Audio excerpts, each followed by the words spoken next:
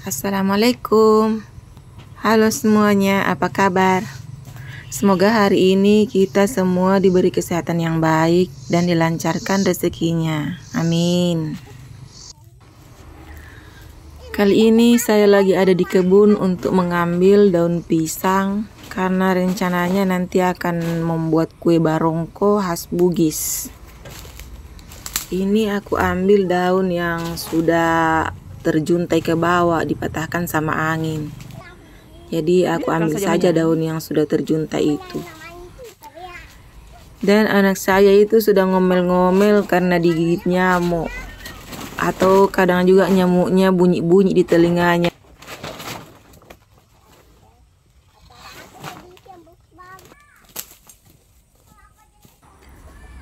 Si bocil saya itu sudah mengomel-ngomel terus karena banyak nyamuk yang menggigit dia. Tapi sebenarnya saya sudah kasih dia minyak telon supaya dia tidak digigit nyamuk. Sebenarnya dia itu sudah tidak digigit nyamuk, cuman nyamuknya itu bunyi-bunyi di dekatnya. Jadi dia tidak suka mendengarnya. Makanya dia terus mengoceh. Beginilah kalau kita di kampung, kalau mau perlu daun tinggal pergi ke kebun, bukannya pergi ke toko.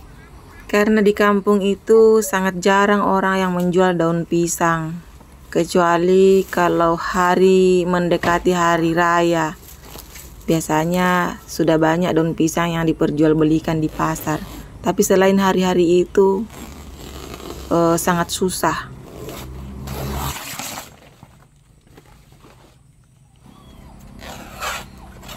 Ini daunnya sudah agak layu karena sempat saya tinggalin beberapa menit pergi untuk nyari kelapa, ngumpulin kelapa.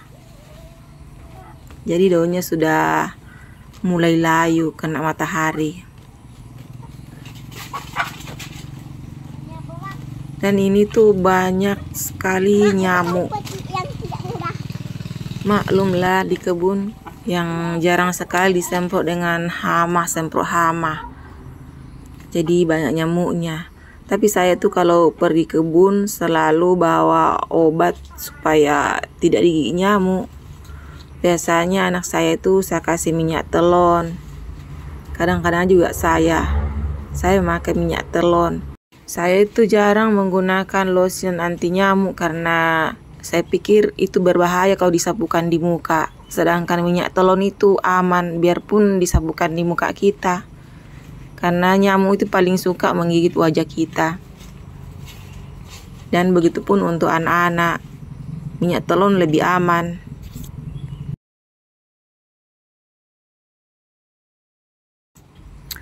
Sebenarnya kue barongko ini biarpun dicetak dengan cetakan kue biasa di rumah, tapi rasanya berbeda. Bagi saya rasanya itu berbeda. Lebih enak jika dibungkus dengan daun pisang daripada menggunakan cetakan kue yang ada di rumah yang seperti biasa. Jadi aku bela-belain datang ke kebun untuk ngambil daun pisang karena tidak ada dijual di pasar. Walaupun harus berjuang melawan nyamuk.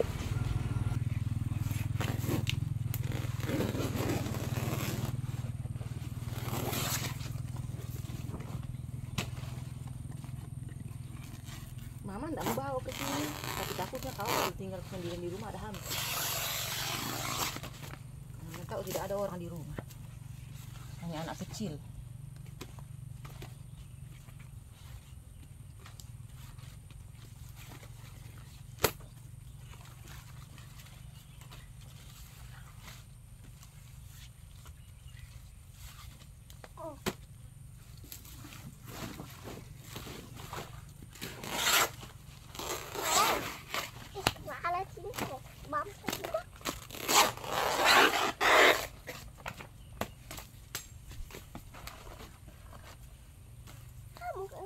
Seperti sayur yang besar-besar, kecil-kecil.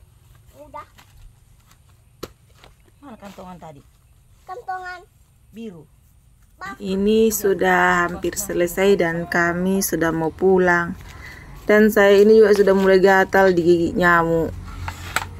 Jadi kami harus segera pulang.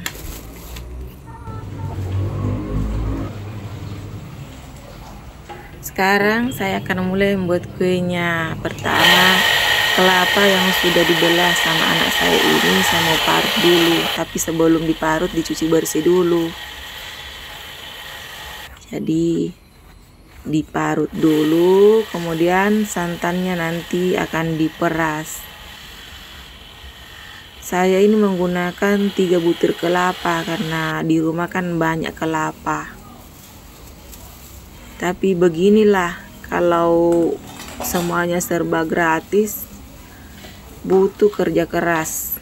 Harus marut kelapa, peras kelapa. Beda dengan santan instan. Tinggal ke warung, ambil, langsung tuang. Jadi deh. Dan ini aku sudah mulai mau peras santannya menggunakan air minum, air yang sudah matang. Karena nanti digunakan untuk mencampur pisangnya saat di blender. Jadi air yang dipakai itu harus air minum, air yang sudah matang.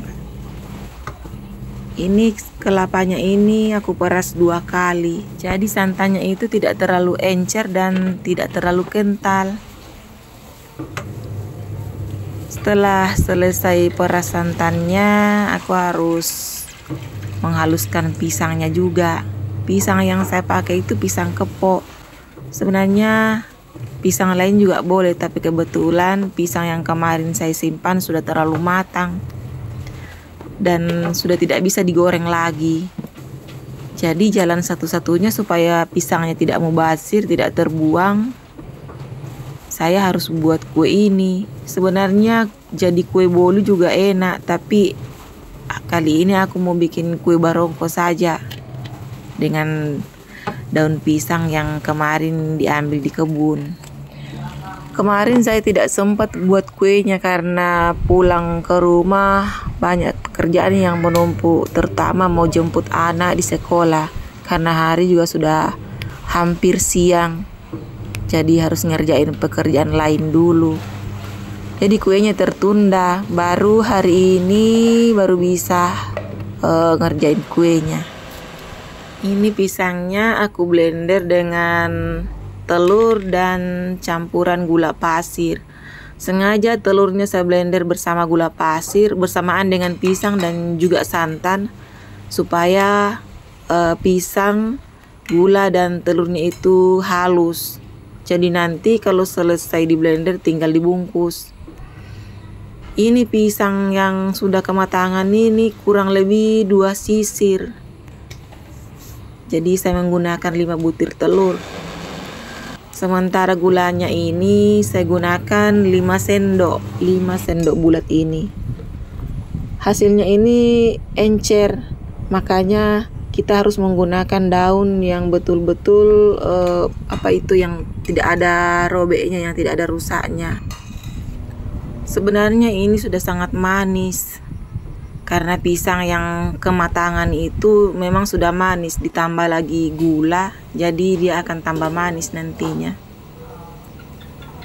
Nah, setelah semua pisangnya halus, ini saya sudah mau bungkus adonannya dengan memanfaatkan mainan anak, legonya untuk patokan sebagai cetakannya.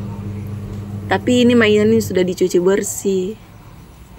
Sebelum daunnya ini dipakai harus dilayukan dulu. Nih daunnya supaya nanti mudah dibentuk, tidak sobek saat dibentuk nantinya. Dan ini aku memasukkan 2 centong ke dalam daunnya ini. Tapi tergantung dari besarnya daun. Kalau daunnya agak besar, kadang saya masukkan 2 lebih atau sampai 3 sendok ke dalamnya. Proses membungkus adonan ini tuh betul-betul menguji kesabaran kita, dan juga kita harus teliti. Jangan sampai ada daun yang bocor kepake.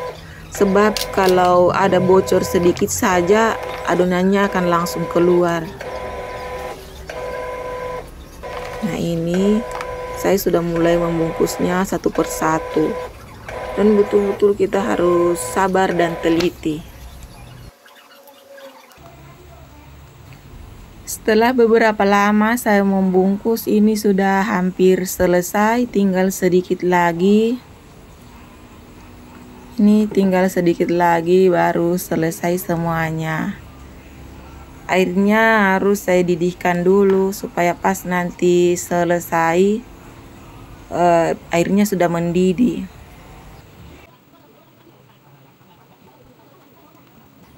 Akhirnya selesai juga kuenya dibungkus, dan ini dia penampakannya setelah dibungkus, dan airnya pun sudah mendidih.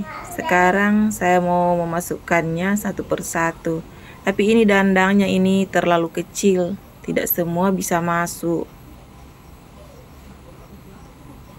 Tapi tidak apa-apalah, saya masak dulu yang ini, sebentar saya mau ganti dengan yang lebih besar lagi. Karena tadi itu dandangnya kekecilan, jadi saya ke belakang dulu untuk ngambil satu dandang yang lebih besar. Jadi yang sisanya ini tinggal satu kali aku masukkan ke dalam dandang, nantinya setelah airnya mendidih. Dan ini sudah mulai masak.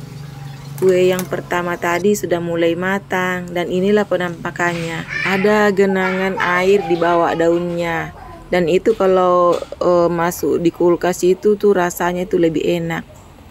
Dan kalau kami biasanya menikmati barongko ini dalam keadaan dingin dari kulkas. Jadi sebelum disantap itu dimasukkan dulu ke dalam kulkas sampai dia dingin tapi tidak membeku. Ini kue barongko ini bisa tahan sampai 1 minggu di dalam kulkas.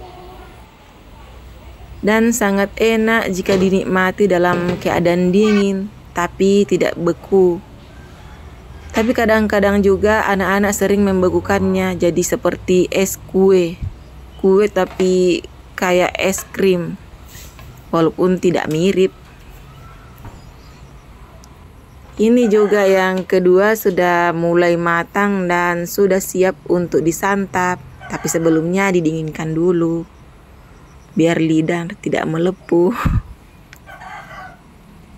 Dan inilah hasil dari kue saya hari ini.